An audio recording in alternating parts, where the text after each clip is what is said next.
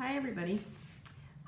So today I'm going to be talking to you about the rainforest. I'm off here to the side because I'm going to be reading you a book. And you'll see this wonderful poster behind me. Save the Rainforest. If you were here, it would be up in the classroom and you'd get to see it. But today I'm going to be reading you The Great Kapok Tree.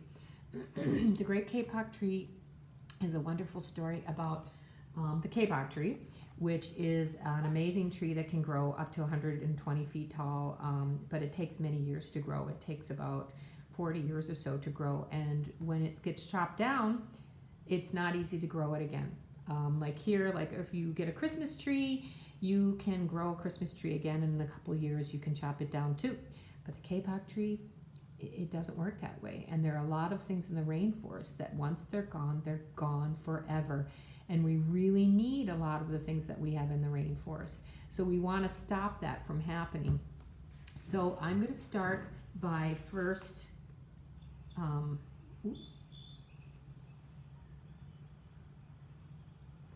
the rainforest must know that I'm going to be reading about them because suddenly they are in my classroom. Here are where the rainforests are in the world, where the green areas are. See that line?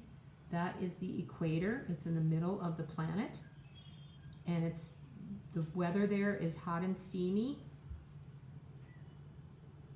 and that's where you will see a lot of the rainforest. But unfortunately, they're getting smaller and smaller and smaller. They're shrinking because people are chopping them down and burning them down. And I will go into more detail about that tomorrow. But for now, we're just going to read The Great Kapok Tree by Lynn Cherry.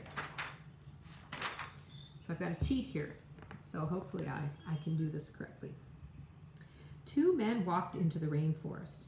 Moments before, the forest had been alive with the sounds of squawking birds and howling monkeys. Now, all was quiet as the creatures watched the two men and wondered why they had come. The larger man stopped and pointed to the great kapok tree, and then he left. See, there is, and there's the guy leaving. Did you notice all the birds went away? You can't hear them anymore. The smaller man took the axe he carried and struck the trunk of the tree. Whack, whack, whack. And as I'm reading this, I want you to pay attention to all the wonderful animals, like don't miss the king of the jungle, the jaguar. The wood of the tree was very hard. Chop, chop, chop. The man wiped off the sweat that ran down his face and neck. Whack, chop, whack, chop. Soon the man grew tired. He sat down to rest at the foot of the great kapok tree. Before he knew it, the heat and hum of the forest had lulled him to sleep. And again, that's a really big tree, so it's got a really big trunk, and it's almost impossible to get all the way through it. It's going to take him forever, and then the tree's going to be gone forever. A boa constrictor lived in the kapok tree. He slithered down its trunk to where the man was sleeping. He looked at the gash the axe had made in the tree. Then the huge snake hissed in his ear. Senor, this tree is a tree of miracles. It is my home, where many generations of my ancestors have lived. Do not chop it down. Now, generations are people before you, and ancestors are the people before you too. So he's had lots of his snake family living there, and he wants it to preserve the tree so they have a home. A bee buzzed in the sleeping man's ear. Senor, my hive is in this kapok tree, and I fly from tree to tree and flower to flower, collecting pollen. In this way, I pollinate the trees and flowers throughout the rainforest. You see, all living things depend on one another. That's true, and there's lots of butterflies. See the blue one up here? This is called a blue morpho butterfly. We're going to learn a little bit more about that one too. A troop of monkeys scampered down from the canopy of the kapok tree. They chattered to the sleeping man. Senor, We have seen the ways of man. You chop down one tree, then come back for another and another. The roots of these great trees will wither and die, and there will be nothing left to hold the earth in place. When the heavy rains come, the soil will be washed away, and the forest will become a desert. The deserts are dry and awful. We don't want a desert. We want a nice, hot and steamy rainforest. A toucan, a macaw, and a cock of the rock flew down from the canopy. Senor, squawked the toucan, you must not cut down this tree. We have flown over the rainforest and seen what happens once you begin to chop down the trees. Many people settle on the land. They set fires to clear the underbrush, and soon the forest disappears. Where once there was life and beauty, only black and smoldering ruins remain. It's true. They chop it down and they burn it. And it's terrible and it's stinky. It smells up the planet. A bright and small tree frog crawled along the edge of a leaf. In a squeaky voice, he piped in the man's ear. Senor, a ruined rainforest means ruined lives. Many ruined lives. You will leave many of us homeless if you chop down this great kapok tree. We're going to learn more about frogs, but poison frogs. Like the one behind me isn't poisonous, but colored frogs are. Ooh, the king of the jungle. A jaguar had been sleeping along a branch in the middle of the tree. Because his spotted coat blended into the dappled light and shadows of the understory, no one had noticed him. Now he leapt down and padded silently over to the sleeping man. He growled in his ear. Senor, the kapok tree is home to many birds and animals.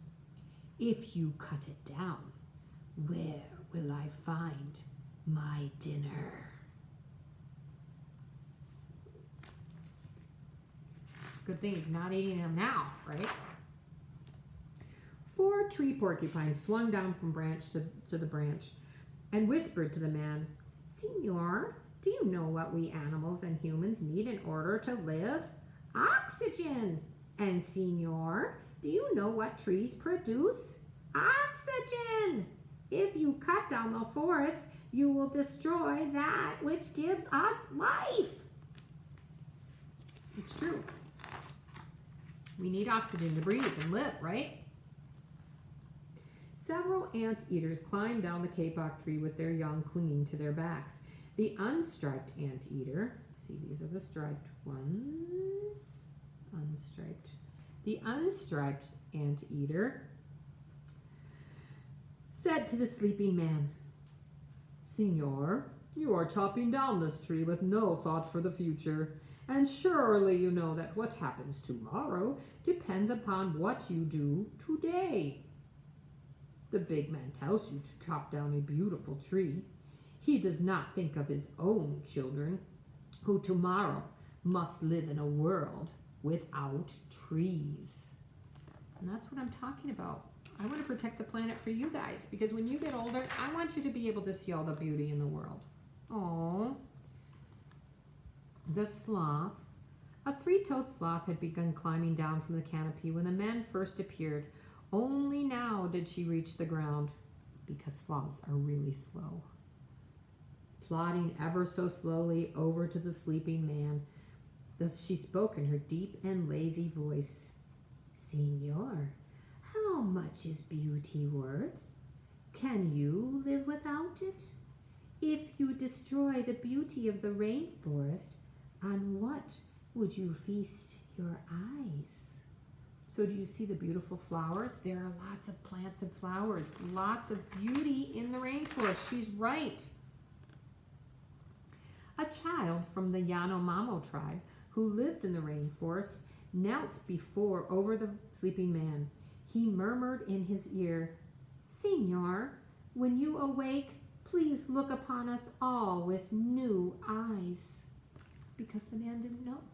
He didn't know. He was just told to do a job, so he went to do a job. And luckily the forest made him very sleepy. The man awoke with a start. Before him stood the rainforest child, and all around him, staring, were the creatures who depended upon the great kapok tree. What wondrous animals and rare animals they were. Do you see all of them?